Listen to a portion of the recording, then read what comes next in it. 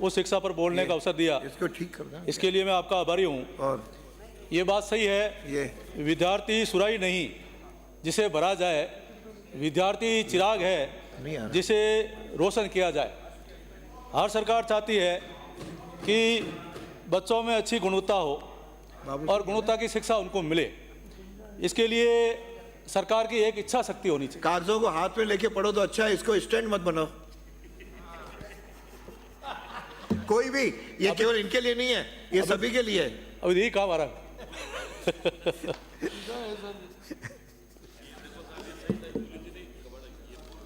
हाँ, हर सरकार चाहती है कि बच्चों में अच्छी गुणवत्ता की शिक्षा मिले। इसके लिए सरकार की इच्छा शक्ति होनी चाहिए और साथ ही जितने भी शिक्षा में संसाधन मिलते हैं सही समय पर, सही सीमा में और सही वक्त पर, सही बजट के अनुसार वो लागू किया जाना चाहिए। तो इसके अंदर एक अच्छी योजना बना करके शिक्षा दी जाए तो वो अच्छी शिक्षा, गुणवत्ता की शिक्षा मिल सकती है। शिक्षा देश प्रदेश के विकास की प्रगति का द्योतक है और विकास का मेरुदंड है। बाबा साहब भीमराव अम्बेडकर साहब ने कहा था सभा की वेबसाइट पे कि शिक्षा एक ऐसा शस्त्र है जो सभी समस्याओं का समाधान और निराकरण है। शिक्षा नीति ही चैम्बर में बात करता हूं, दोनों को बुला। चरित्रवान और संस्कारवान अच्छे नागरिक बनाती है। आदरणीय भैरव सिंह जी शेखावत साहब जब राजस्थान के मुख्यमंत्री थे तो सबसे पहले उनकी ये सोच थी कि गांव में शिक्षा का अभाव है और गांव में शिक्षा का अभाव है, इसलिए लोग अपने बच्चों को पढ़ाने के लिए पलायन करके गांव छोड़ करके शहरों की ओर आ रहे हैं। तो सबसे पहले उन्होंने फैसला किया कि अधिक पंचायतें बढ़ें।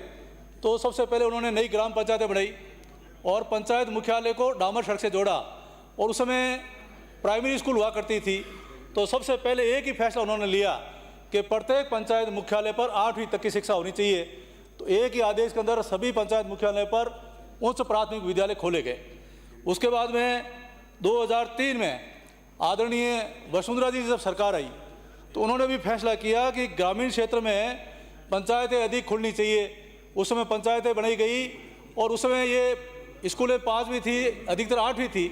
तो एक ही फैसला उन्होंने किया कि प्रत्येक पंचायत मुख्यालय पर माध्यमिक शिक्षा स्तर की शिक्षा होनी चाहिए और पंचायतें खोल करके 3108 विद्यालयों को क्रमबद्ध करके 10वीं में क्रमबद्ध किया, माध्यमिक में क्रमबद्ध किया। वो जब समय था तो उस समय ये तय कर दिया था कि अब जो स्कूल 10वीं हुआ है उसमें बच्चे आगे 11वीं में जाएंगे, 12वीं में जाएंगे, 12वीं तक की शिक्षा होगी और प्रत्येक पंचायत मुख्यालय पर 12वीं विद्यालय की शिक्षा प्रत्येक पंचायत पर मिलने लगी। और आज मैं कह सकता हूँ कि 2013 से 18 के बीच जब भारतीय जनता पार्टी की सरकार थी तो उस समय पूरे हिंदुस्तान में राजस्थान 26वें स्थान से दूसरे स्थान पर आ गया था। और ये भी सही है कि उस समय जब हमारे आज के जो अध्यक्ष हैं वो शिक्षा मंत्री हुआ करते थे और इन्होंने बहुत ही अच्छा एक मॉडल प्रस्तुत किया था मुख्यमंत्री आदरणीय वसुंधरा जी के नेतृत्व में, जिसकी प्रशंसा पूरे हिंदुस्तान में हुई। और उस मॉडल को प्रत्येक राज्य लागू करना चाहता था और राजस्थान में उस मॉडल को आकर देखते थे। ये भी सही है कि प्रत्येक जिलों के लिए एक शैक्षणिक रैंकिंग का एक प्रयोग किया गया। उसके अंदर 150 का स्कोर होता था। और मैं आज बड़े पीड़ा के साथ कह रहा हूँ कि जब कांग्रेस की सरकार आई 2018 से 23 के बीच में, तो जिस प्रकार का वो शैक्षणिक स्कोर था उसके लिए एक मापदंड तय किया गया था। उस मापदंड में जिले खरे नहीं उतरे और कांग्रेस के राज के अंदर मेरे हिसाब से करीब 1/3 जिले 50 के अंदर रहे और उसमें भी 50 अंक वाले 4 जिले और 29 जिले तो 50 के अंक से भी कम आ गए। इस प्रकार से हमारा स्तर घटता गया। मैं कह सकता हूँ उस समय खास तौर से एक शिक्षा का उद्योग खोला गया था। एक बार हमारे राजस्थान के तत्कालीन मुख्यमंत्री जी एक शिक्षक सम्मेलन कर रहे थे। तो शिक्षक सम्मेलन कर उन्होंने शिक्षकों से पूछा कि आपको ट्रांसफ़र करने के लिए क्या रिश्वत देनी पड़ती है। तो सभी शिक्षक खड़े हो गए कि बिना नारियल चढ़ाए इनको ट्रांसफ़र होती नहीं, हम सबको रिश्वत देने पर ही ट्रांसफ़र होती है। शिक्षकों से भी रिश्वत ली जा रही थी और हालात ये हो गए सभापति महोदय कि पिछले कांग्रेस के कार्यकाल में 1 लाख पद रिक्त हो गए, और जहाँ पर सारे शिक्षक थे, हमारे समय में नामांकन बढ़ा था, वो नामांकन घट गया। और इनके कार्यकाल के अंदर 6,11,000 पूरे राजस्थान के अंदर 1 साल में नामांकन घटा। मैं मेरे विधानसभा क्षेत्र शेरगढ़ की अगर बात करूं तो उसमें जब सब पद थे तो ऐसे हालात हो गए कि प्रधानाचार्य, उप प्रधानाचार्य, व्याख्याता, वरिष्ठ अध्यापक, तृतीय श्रेणी अध्यापक, कुल 2948 पद स्वीकृत थे, जिसमें से 2266 कार्यरत थे और 681 पद वो रिक्त हो गए। तो 500 ऐसे शिक्षक थे जो नारियल चढ़ा करके और दूसरी जगह चले गए। और हुआ ये कि 0 नामांकन वाले करीबन 151 विद्यालय जो 0 नामांकन थे, तो उनमें भी इन्होंने वहाँ पर टीचर लगा दिए और इस प्रकार से हालात करी। मैं आपको एक स्कूल का उदाहरण देना चाहूँगा। ये एक अखबार देखेंगे, विद्यालयों में शिक्षा की कमी, सीनियर विद्यार्थियों ने मांगी टीसी। सारे विद्यार्थियों ने कहा कि हमारे पूरे विद्यालय के अंदर 1 शिक्षक है, 1 चौकीदार है, उसके भरोसे कैसे पढ़ें। उन्होंने सामूहिक रूप से टीसी मांगी कि हम किसी और विद्यालय में जाकर पढ़ें।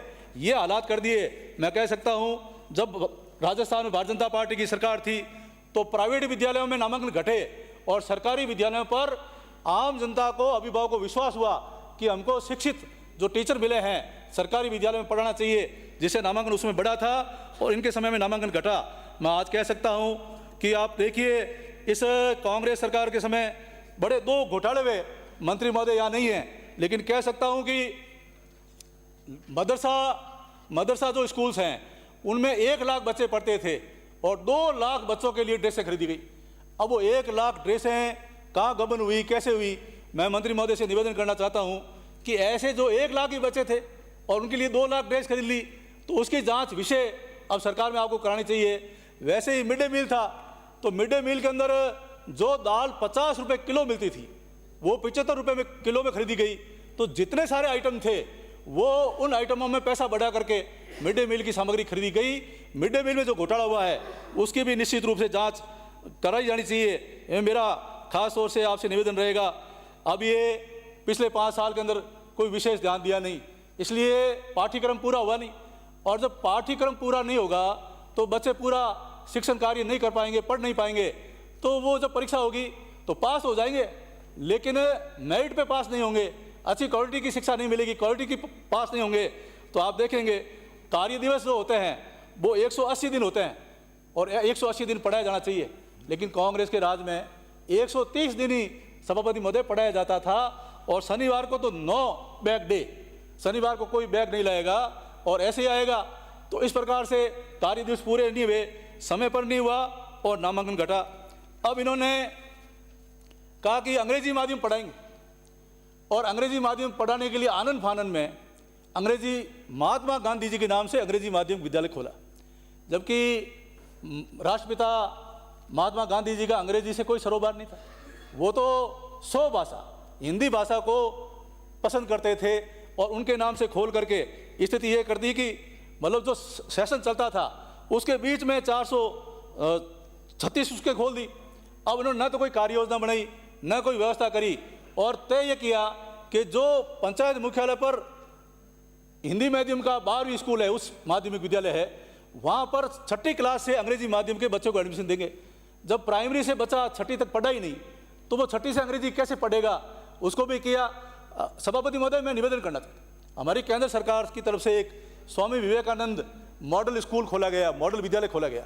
वो CBSE तर्ज पर था और उसके अंदर मॉडल स्कूल खोला गया, उसमें सारी शिक्षा थी, अंग्रेजी शिक्षा थी। और हमने हमारे समय में प्राइमरी स्कूल खोला गया, तो कांग्रेस समय में वो प्राइमरी स्कूल भी बंद रहा। अब जब भाजपा की सरकार बनी तो अब वो प्राइमरी स्कूल सेक्शन शुरू हुआ। तो इनको भी ऐसे ही अंग्रेजी विद्यालय कोई पहले कोई कार्य व्यवस्था करते, कोई नियम बनाते। अब अंग्रेजी माध्यम के 10,000 शिक्षक पद खाली थे। जब अंग्रेजी माध्यम के शिक्षक ही नहीं हैं तो वो जाके अंग्रेजी माध्यम में पढ़े।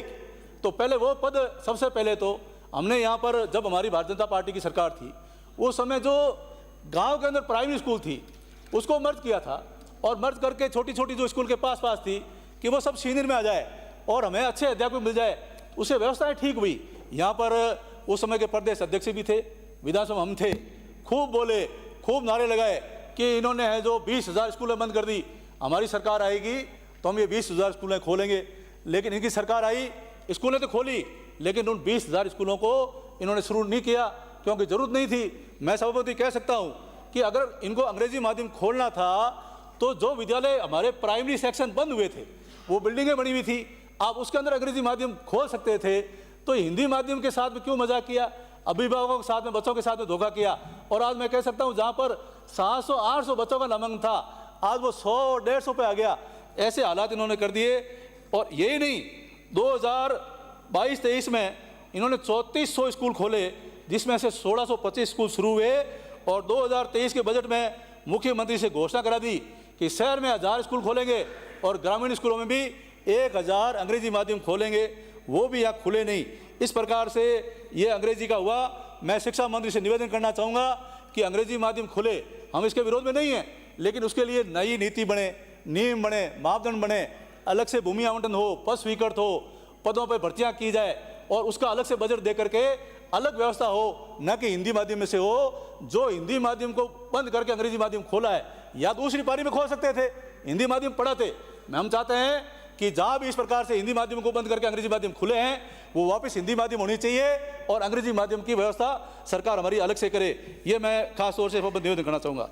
भाजपा शासन में स्टाफिंग पैटर्न लागू किया था। अब स्टाफिंग पैटर्न क्या था कि नामांकन के अनुपात में शिक्षक होंगे और उनके पद स्वीकृत होंगे। लेकिन अभी हालात ये हो गए कि ये स्टाफिंग पैटर्न जो बीजेपी की सरकार में था, वो ये लागू नहीं किया और बच्चे कम, अध्यापक ज़्यादा, वहाँ बच्चे कम। इस प्रकार से ये चलता रहा और इन्होंने स्थानांतरण का जो उद्योग खोला, इससे भ्रष्टाचार पनपा। मैं विशेष तौर से निवेदन करना चाहूँगा कि एक बच्चों में कुपोषण नहीं हो, इसलिए हमारी पूर्ववर्ती भाजपा सरकार, वसुंधरा जी की सरकार ने बच्चों को दूध पिलाने की योजना लाई। और दूध पिलाने से जो गांव में हमारा कृषि और पशुपालन का मुख्य व्यवसाय था, अगर बच्चों को दूध मिलेगा तो हमारे किसान भी पशुपालन करेंगे, गायों को पालेंगे, गाय रखेंगे और उनको दूध मिलता था। लेकिन जैसे ही कांग्रेस की सरकार आई, 4 साल बच्चों को दूध पिलाना बंद कर दिया और जब लास्ट 1 साल कार्यकाल बचा तो इन्होंने वापस दूध की योजना शुरू करी। दूध तो नहीं मिलाया, लेकिन डेयरी का जो दूध का पाउडर होता है, वो पाउडर भेजा और हुआ ये कि स्कूल में पाउडर गया, बच्चों को मिला नहीं और वो पाउडर के पैकेट वापस ब्लैक में बिके। ऐसे हालात हुए। आप ईमानदारी से अगर कहीं वो दूध पिलाया हो और पाउडर मिला करके पिलाया हो तो ऐसी कोई तस्वीर और वीडियो ला सकते हैं, लेकिन वो पैकेट वापस बिके। इस प्रकार का हुआ। अब मैं सभापति महोदय आपके माध्यम से कहना चाहूँगा मंत्री महोदय से कि अब फिर से जो भाजपा शासन में व्यवस्था थी, बच्चों को गाय का, भैंस का अच्छा दूध, मैं तो कहता हूँ गाय का दूध मिलना चाहिए और वो दूध पिलाने की योजना आप वापस शुरू करें। वास्तव में ये योजना इस प्रकार की हुई, इसलिए नामांकन कम हुआ और नामांकन घटा है। हम चाहते हैं कि जो मॉडल 2013 से 18 के बीच में राजस्थान में था, वही मॉडल वापस लागू होना चाहिए।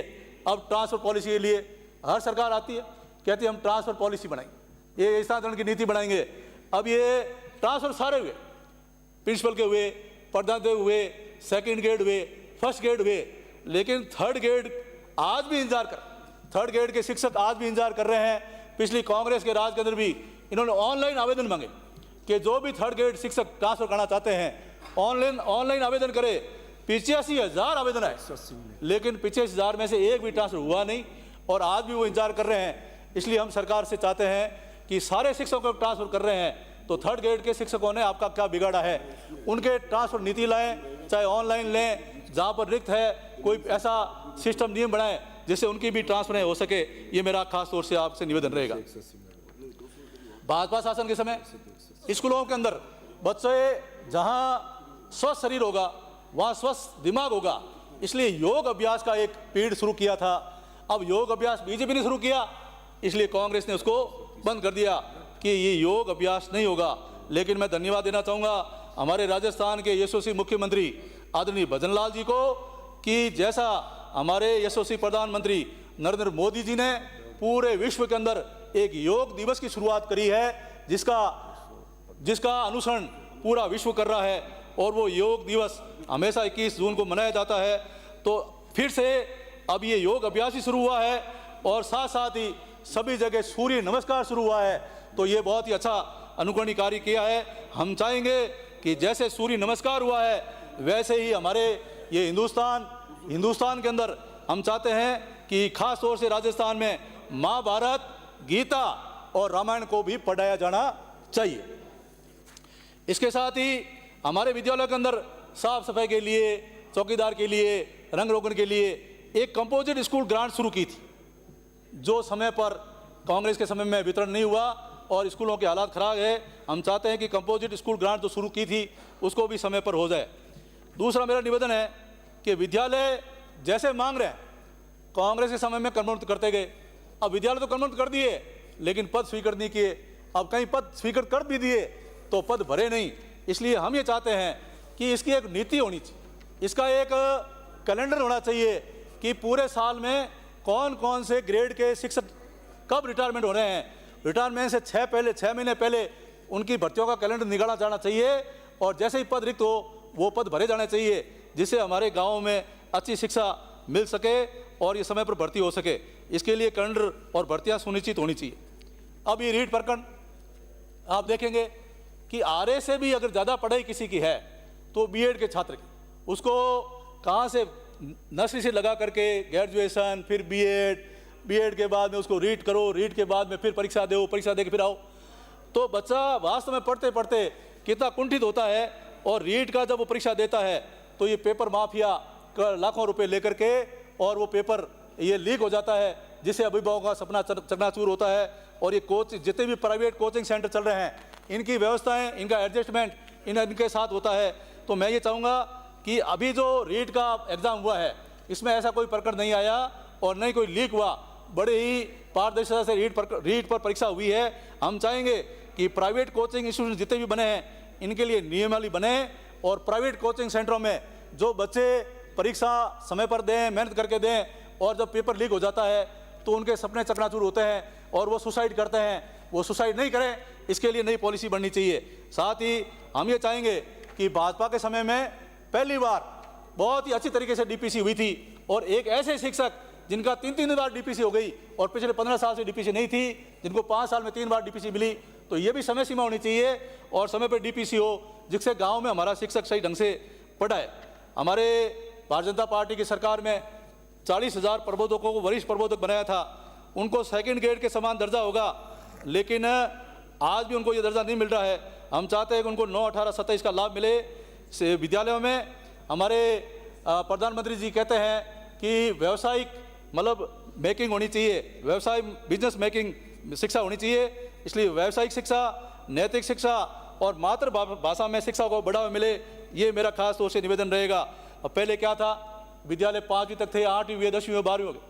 अब 12वीं के बाद हमारे गांव के बच्चे जाएगा तो विश्वविद्यालय दिखता था, लेकिन आज हमारी जब से सरकार आई है गांव में राजकीय महाविद्यालय खोल रही है। मैं हमारे यशस्वी मुख्यमंत्री भजन लाल जी को धन्यवाद देना चाहूँगा कि उन्होंने राजकीय महाविद्यालय भी खोले हैं और अभी भी कॉलेज शिक्षा में 70% पद रिक्त हैं, कई जगह पद रिक्त हैं, उनको सही समय पर भरें। जैसे ये ITI, अब ITI हमारे ब्लॉक मुख्यालय पर ITI, जब मैं 2013 से 18 के बीच यहाँ सदस्य था, उस समय हमारे सेखाड़ा में और शेरगढ़ में ITI खुले 10-10 करोड़ के, लेकिन बने हुए भवन हैं, लेकिन आज दिन तक वो शुरू नहीं हुए हैं। ऐसे राजस्थान में कई ITI बने 10-10 करोड़ के, लेकिन वहाँ शिक्षक नहीं है, सही ढंग से ITI चल नहीं रहे हैं, तो इसको भी संभालें। अब स्थिति ये है कि अभी जो हालात 25 या 30 जो नामांकन होता है उसके ऊपर एक टीचर होना चाहिए, लेकिन वर्तमान में 115 बच्चों पर एक टीचर है। ये भी व्यवस्था हमको ठीक की जानी चाहिए, ये मेरा आपसे खास तौर से निवेदन रहेगा। दूसरा मेरा निवेदन है कि हम विश्वविद्यालय से आए हैं, छात्र संघ के अध्यक्ष बनकर आज राजस्थान की विधानसभा में हैं, लेकिन विश्वविद्यालय की तरफ जब देखते हैं तो कहते हैं कि मोर फूट रो गणई पगों में जो ना हुआ वे। हमारे विश्वविद्यालय की हालत यह है कि राजस्थान के जितने भी विश्वविद्यालय हैं और राज्य वित्त पोषित विश्वविद्यालय हैं, वो जो रिटायरमेंट शिक्षक हो गए उनको पेंशन नहीं मिल रही है। हमारे यहाँ भी जयनारायण व्यास विश्वविद्यालय के अंदर शिक्षक लंबे समय से धरना दे रहे हैं, उनको पेंशन नहीं मिल रही है। कांग्रेस सरकार में आनंद फानंद में जो पूरे विश्व में हमारे MBA इंजीनियरिंग संकाय का नाम था, उसके नाम से एक अलग विश्वविद्यालय खोल दिया, लेकिन कोई संसाधनवान नहीं हुए। आज भी वो विश्वविद्यालय सही ढंग से नहीं चल रहा है। तो हम चाहते हैं कि जब संसाधन सही नहीं मिल रहे हैं और सही ढंग से वहाँ शिक्षण कार्य नहीं हो रहा है, तो ऐसे विश्वविद्यालय खोलने का कोई औचित्य नहीं है। ऐसे विश्वविद्यालयों को बंद करके फिर से हमारे विश्वविद्यालय में जो हमारी MBA इंजीनियरिंग संकाय थी उसी में कर लेना चाहिए, जिससे सही ढंग से कार्य हो। अब मैं निवेदन करना चाहूँगा, कांग्रेस के समय तो मेरे हिसाब से तो रेवड़ियाँ पड़ी। जैसे ही कोई विधायक आए कि राजकीय महाविद्यालय खोल दियो, तो वो खोल दिया, लेकिन राजकीय महाविद्यालय भी न तो शिक्षक भर्ती किए और इन्होंने राजस्थान एजुकेशन सोसाइटी के हवाले कर दिया। अब वो जो राजकीय महाविद्यालय, वो जो महाविद्यालय खुले वो राजस्थान एजुकेशन सोसाइटी के हवाले करने से न तो मैं सरकारी शिक्षक गया और न वहाँ पढ़ाई हुई, तो वहाँ पर एक अतिथि शिक्षक के नाते वो विद्यालय चल रहे हैं, तो उन विद्यालयों में भी वो राजकीय हो और राजकीय शिक्षक लगे, इसकी भी चिंता करनी चाहिए। स्कूल, कॉलेज, विश्वविद्यालय, इस सब में मैं ये चिंता का विषय ये है कि आजकल तो जो अंग्रेजी विद्यालय भी है, विश्वविद्यालय भी हैं, कॉलेज भी हैं, इसमें नशे की प्रवृत्ति बढ़ रही। तो मैं शिक्षा मंत्री महोदय, सभापति महोदय, आपके माध्यम से निवेदन करना चाहूँगा कि अखबारों में आपने पढ़ा होगा कि अंग्रेजी माध्यम के अंदर कोल्ड ड्रिंक के अंदर शराब मिला करके ले जाते हैं और बच्चों को चखाते हैं और बच्चों को आतन इसके लिए नशे का प्रवृत्ति करते हैं। अब कई जगह स्कूलों के पास में, कॉलेजों के पास में हुक्का बार चल रही है, रेव पार्टियाँ हो रही है, MD आ रही है, स्कैम आ रही है, हीरोइन है, चरस है, गांजा है, शराब है, सिगरेट है। इस प्रकार से ये जो प्रवृत्तियाँ बढ़ी है, कहीं न कहीं इसके लिए आप सख्त कानून बनाइए और शिक्षा में कम से कम ये नशे की प्रवृत्ति को दूर रखें और नशा मुक्त रखें, इसकी व्यवस्था भी आपको विशेष तौर से करना चाहिए। सभापति महोदय, मैं हमारी पूर्व सरकार भाजपा को धन्यवाद देना चाहूँ। जब मैं पहली बार 2003 में विधायक बनकर आया था तो गांव में आपने एक शारदा छात्रावास खोला, कस्तूरबा गांधी आवासीय बालिका छात्रावास खोला, आपने अनुसूचित जनजाति का छात्रावास खोला, अनुसूचित जाति का छात्रावास खोला। अब वो जो EWS में बच्चे आए हैं, हमारे मुख्यमंत्री जी को धन्यवाद दूंगा कि अब वो EWS के भी छात्रावास खोल रहे हैं, जिससे जब ये छात्रावास सब खुलेंगे तो हमारे जो गरीब बच्चे हैं, वास्तव में अनुसूचित जाति भीलों की बच्चियाँ, वो कभी हमारे मनोवार करने से स्कूलों में नहीं आती थी, आज सिफारिश के लिए आती है और वो बच्चियाँ आज डॉक्टर बन रही है, नर्स बन रही है, कंपाउंडर बन रही है, RS बन रही है। तो इस प्रकार से हम चाहते हैं कि सभी जो पंचायत समिति मुख्यालय हैं, उन मुख्यालय पर शारदा छात्रावास, कस्तूरबा छात्रावास, SC का, ST का और EWS का छात्रावास खुले, जिससे बच्चा वो हमारे मुख्य धारा में आए और खास तौर से पढ़ सके। खेल हमारे जीवन का मुख्य आधार है। हम चाहते हैं कि जो नियम बने हुए हैं, प्रत्येक 12वीं विद्यालय हैं, सभापति महोदय, मंत्री महोदय, आपसे निवेदन करना चाहूँगा कि इसके 7.5 बीघे का नॉर्म्स है, तो आप नरेगा से टोटल करके कुछ पैसा अपने डिपार्टमेंट से लगा करके प्रत्येक 12वीं विद्यालय को ये खेल मैदान जरूर होना चाहिए। मैं आभारी हूँ हमारे मुख्यमंत्री जी का कि उन्होंने शहीदों का सम्मान किया और सरकार बनते ही 51 विद्यालयों का नामांकन शहीदों के नाम से किया है। हम चाहते हैं कि सभी जो शहीद हैं राजस्थान के, उनके नाम से विद्यालयों का नामांकन हो, विद्यालयों के अंदर सरस्वती माता जी का मंदिर बने, वहाँ लाइब्रेरी हो, CCTV कैमरे लगे छात्राओं के लिए। अब जहाँ छात्राएं पढ़ रही है, बच्चियाँ सब पढ़ने लगी है, तो जिस विद्यालय में 500 से अधिक बच्चियाँ हो गई है, वहाँ पर हमको बालिका विद्यालय अलग से खोलने की जरूरत है। वहाँ अलग विद्यालय खोलें, उनका नामांकन अधिक हो। शिक्षक गाँव में पढ़ाते हैं और वहाँ आंधियाँ चलती है, सर्दी पड़ती है, तो जो चिकित्सा में व्यवस्था है, चिकित्सा विभाग में, कि जो नर्स, ANM और ये सारी जो सेवाएं दे रहे हैं, उनको ग्रामीण भत्ता मिलता है, तो क्यों नहीं हम शिक्षकों को भी जो भी गांव में पढ़ा रहे हैं विषम परिस्थितियों में, उनको ग्रामीण भत्ता जरूर दें। एक भेदभाव की स्थिति बनती है जब प्राइवेट स्कूलों के अंदर बहुत अच्छी ड्रेसें होती है और सरकारी स्कूल की ड्रेस होती है। हम चाहते हैं, एक 2 मिनट समाप्त करें, तो बस कर रहा हूँ।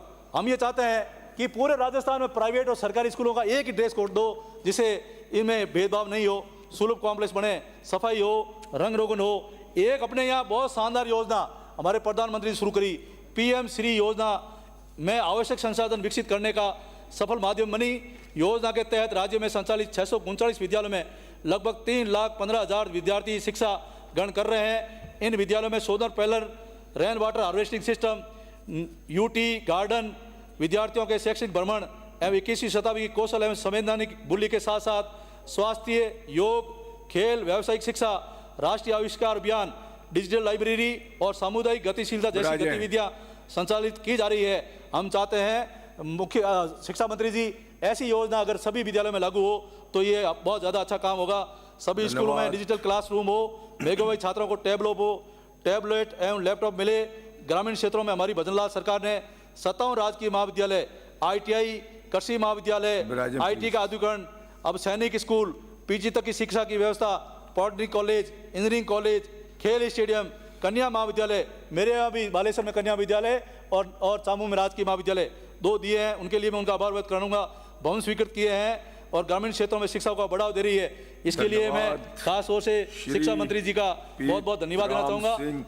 एक मेरे क्षेत्र की मांग है, 1 मिनट पूरी कर दूँ। विधानसभा क्षेत्र शेरगढ़ की हमारी जो अनुदान मांगे हैं, कक्षाओं की कमी वाले राजकीय विद्यालय में अतिरिक्त कक्षाओं का निर्माण एवं अन्य विकास कार्य, नवीन प्राथमिक विद्यालय खोलने, विद्यालय क्रमबद्ध करना, राजकीय विद्यालय में विभिन्न रिक्त पदों को शीघ्र भरावें, राजकीय उच्च माध्यमिक विद्यालय में अतिरिक्त विषय एवं नवीन संकाय की स्वीकृति प्रदान करना, बंद राजकीय प्राथमिक विद्यालय को पुनः शुरू करना, राजकीय विद्यालय में जर्जर भवनों की मरम्मत करवाना, भवनविहीन विद्यालयों को भवन निर्माण की स्वीकृति करना, तहसील मुख्यालय नाथराऊ एवं जिनिया कला में राजकीय महाविद्यालय स्वीकृत करवाना, राजस्थान के दूरस्थ स्थानों में। माननीय सभापति महोदय, ब्राजे साहब, आपने मुझे